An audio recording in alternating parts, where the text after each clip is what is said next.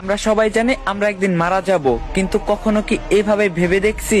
আসুন একটু ছোট্ট করে কল্পনা করা যাক। ধরুন আপনি মারা গেছেন, আপনাকে কাপড় দিয়ে ঢেকে রাখা হবে, আপনাকে সবাই দেখতে আসবে, সবাই কান্নাও করবে। আর কয়জন মানুষ খুবই তাড়াতাড়ি করে কবর খুঁড়তে শুরু করবে আপনাকে কবরে রেখে আসার জন্য। আর কেউ বাজারে যাবে আপনার জন্য সাদা কাপড় কিনে আনতে। আর অন্যদিকে কেউ পানি গরম করতে ব্যস্ত আপনাকে শেষ গোসল করানোর জন্য। পানি গরম করে আপনাকে একটা খাটে শুয়ে গোসল করানো হবে। তারপর আপনাকে একটা সাদা কাপড় পরানো হবে, সাথে একটু সুগন্ধিও লাগিয়ে দিবে। আর ওইদিকে কবরও তৈরি হয়ে গেছে। এবার আপনাকে নিয়ে যাওয়া হবে জানাজার নামাজের জন্য। নামাজ শেষে এবার কয়েকজন মানুষ আপনার খাটটা কাঁধে তুলে নিয়ে যাবে আপনার আসল গন্তব্যের দিকে। কবরে নিয়ে গিয়ে দুইজন মানুষ আপনার কবরে নেমে আপনাকে খুবই আস্তে করে কবরে শুইয়ে দিবে।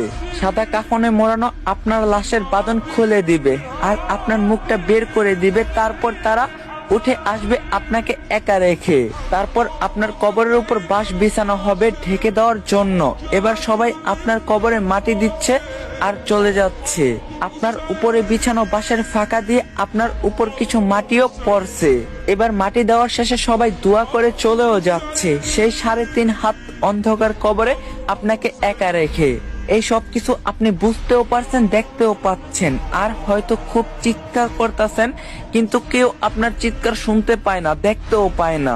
এবার শুরু হবে আপনার দীর্ঘস্থায়ী কবরের জীবন।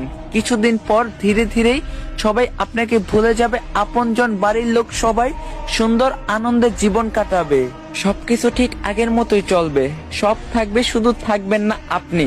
এখন একটু চোখ বন্ধ করে ভাবুন, যদি আজকে আপনি মারা যান তাহলে আল্লাহর কাছে কালকে কি জবাব দিবেন আপনি?